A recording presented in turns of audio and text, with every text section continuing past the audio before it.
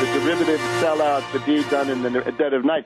Notice in the meantime that the Federal Reserve says the so-called recovery, there never was a recovery, but whatever blip there was, is now running out of steam, said the Federal Reserve this week. And the big tragic emergency, China is about to surpass the United States in manufacturing output. This would mean that the U.S. is no longer the top manufacturing nation by most measures for the first time in about 110 years, the U.S. having passed Great Britain about 1890. We would be losing that status. That is a tragedy.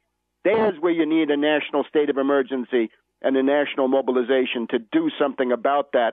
And instead we get this garbage from this dysfunctional Congress, essentially all puppets of Wall Street lobbyists, including Scott Brown, who drives a truck. We had other people. They wear plaid shirts. They have motorcycles. They have horseshoes, jelly beans, pork rinds, and they all vote for Wall Street. So wake up, tea groupies. The cultural populists are running rings around you. You're all useful idiots for a bunch of Wall Street puppets. Now let's look at the Volcker Rule. This was weak to start with. The Volcker Rule essentially says that if you're a bank, you cannot indulge in proprietary trading. Well, this obviously seems to be a step in the right direction. It's very weak, and it's gotten even weaker. It's basically gotten to the vanishing point. What these zombie banks would then say is, well, a lot of our activities are market making. Some of it we do for our own account, but some of it we do as a service to our clients. So we're out there doing the market making. So there's a very blurred line between those. And as Blanche Lincoln pointed out, the Volcker Rule does nothing at all about the market-making activity, which is what you heard coming from Lloyd Blankfein during the longest day of hearings on the Goldman Sachs scam. He talked about market-making. So there's already a blur. Then there's the question of what constitutes proprietary trading. Well, the deed done in the dead of night is that they have completely punted on that. This has now been relegated to the regulators, that is to say Sheila Bair, Mary Shapiro, and a bunch of other either weak entries or out-and-out Wall Street shills who will now decide what proprietary trading is. It will not have the force of law. And again, what we need are bright-line prohibitions, illegal, banned, with penalties, if possible, criminal penalties. None of this. The other question was, how much of the bank's capital can it use in the hedge fund hyena area? Because a zombie bank, of course, is bad in terms of risk-taking and speculation, but a hedge fund hyena operation is even worse. So there was a question of the capital limits, and some of these had been proposed by Kanjorski, the head of one of the House subcommittees. You will remember him from the Kanjorski moment back on that Thursday when the banking system was indeed about to collapse in September of 2008 after Lehman Brothers blew up. Kanjorski had wanted to limit this. Scott Brown, who drives a truck, came in and diluted that one too. So now it's 3%. It's supposed to be 3% of shareholder capital or shareholder equity. Now it's 3% of Tier 1 capital. That means they can speculate more. This is a gift to State Street Bank of Boston, number 19 in the country, a gift to Bank of New York Mellon. That very sinister Mellon family name on it says it all. Kanjorski, very upset. The bill is gutted.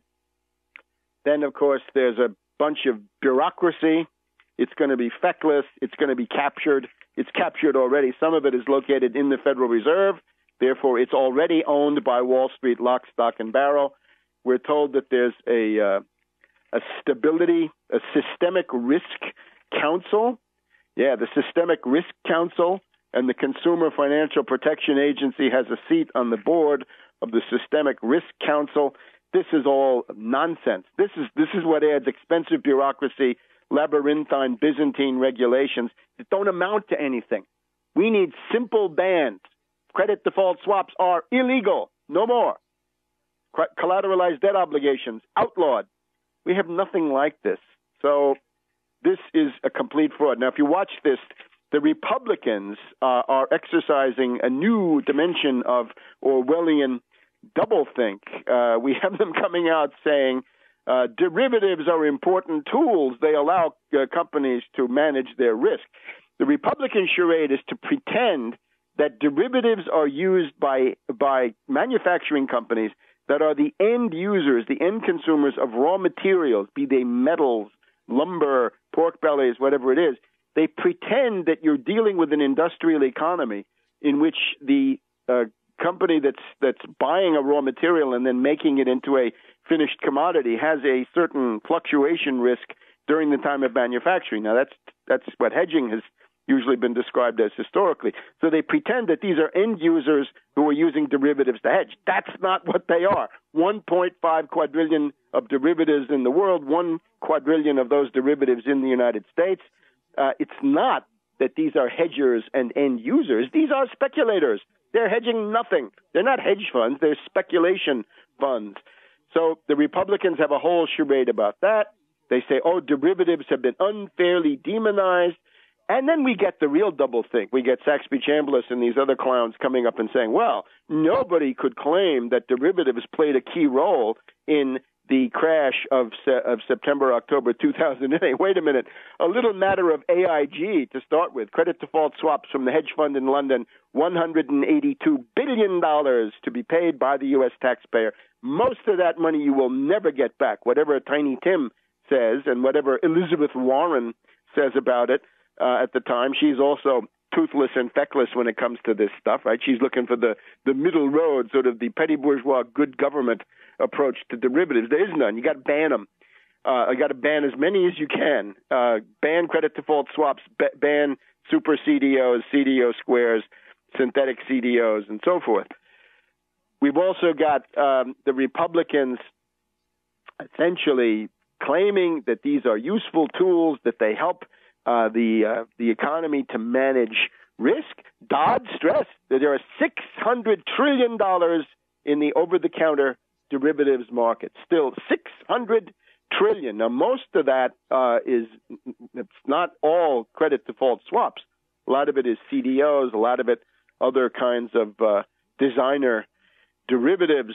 But there was no clarity, really, in terms of what had happened in 2008. And the Republicans have been able to go along with this idiotic theory that this was all a subprime mortgage event to be blamed on poor people, rather than a derivatives crisis, which goes right to the heart of J.P. Morgan, Citibank, Bank of America, and so forth. And as Harkin once said during the debate, the Republican arguments would make sense if you think that a major hedge fund qualifies as a Main Street business, then the Shelby proposals make sense, because Shelby was attempting to open the door to anything in the way of derivatives, and that's basically what has happened, although not in the form desired by Shelby. So the money power of Wall Street, the derivatives monsters rule.